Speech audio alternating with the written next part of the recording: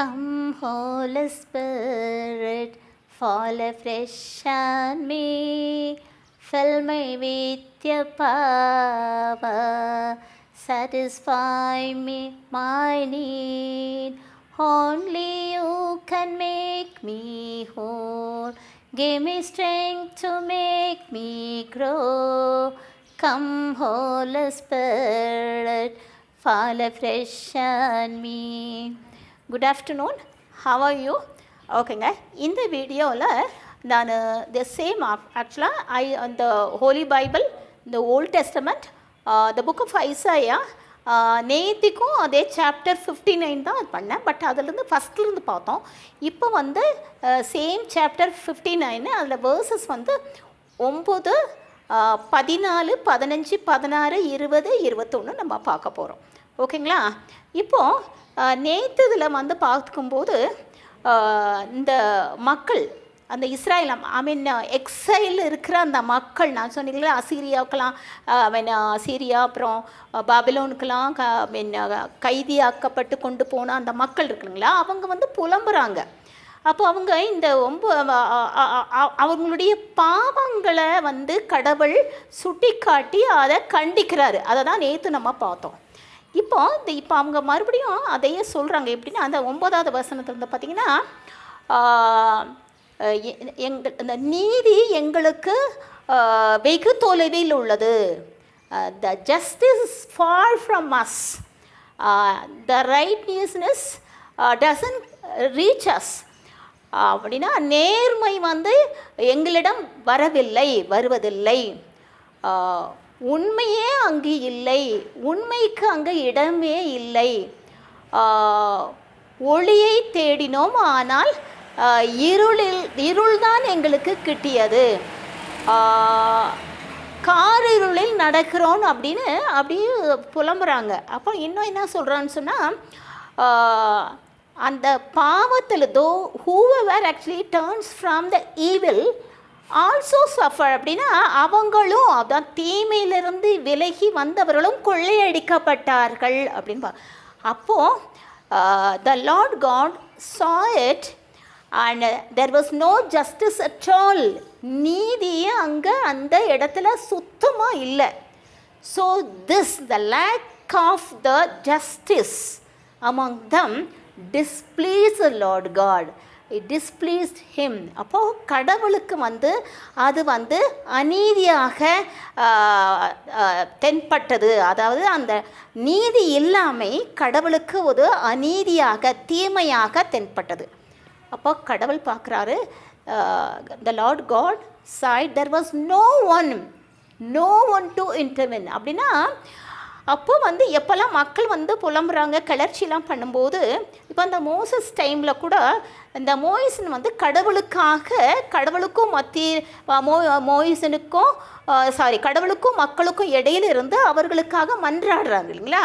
அப்படி இருந்தது அந்த ப்ராஃபிட்ஸ்லாம் அதுதான் பண்ணாங்க. அப்படின்னா இப்போ வந்து பார்த்தீங்கன்னா the Lord God saw there was no one to intervene. அவர்களாம் கடவுள் அந்த மக்களுக்காக மன்றாடுகிற ஒரு நீதிமான் கூட அங்கே இல்லவே இல்லை.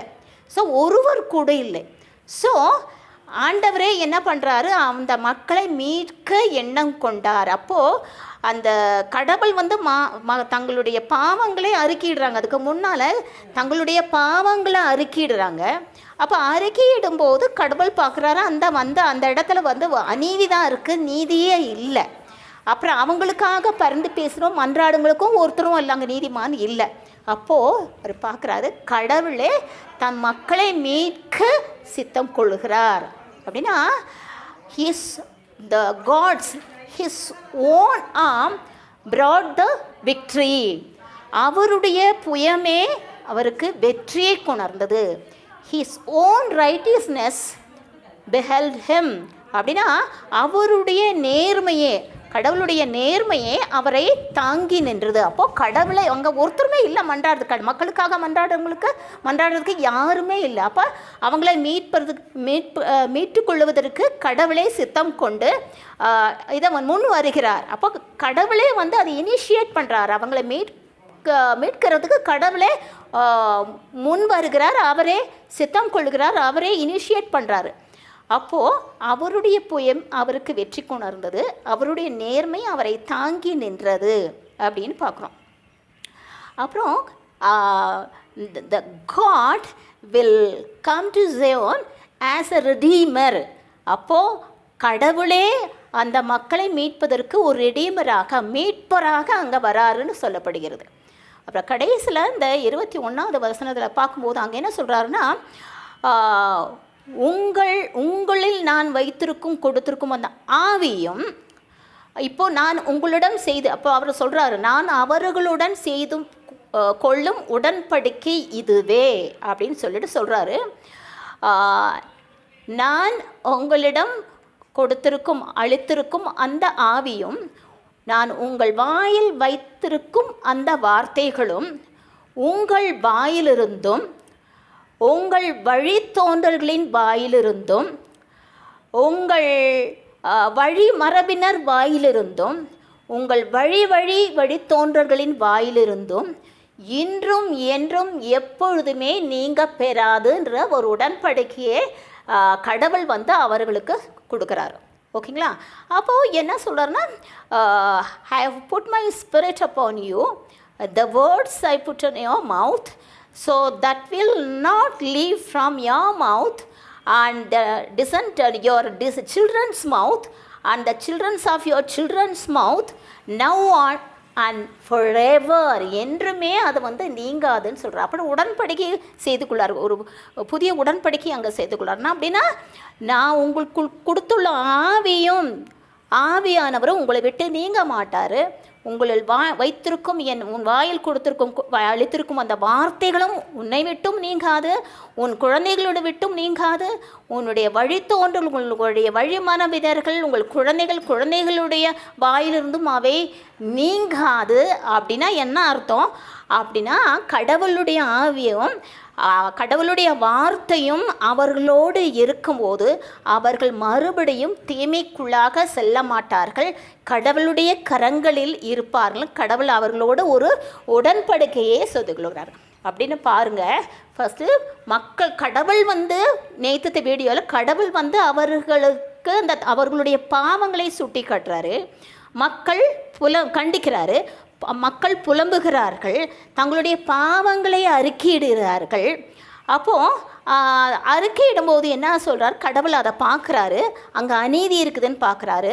அந்த இடத்துல என்ன இருக்குது, அந்த யாக்கோப்பில் எஞ்சி இருக்கிறவர்கள் தீமையிலிருந்து அங்கே விலகி இருக்காங்க, தீமையிலிருந்து விலகினாலும் அவர்களும் கொள்ளையிடப்படுகிறார்கள்.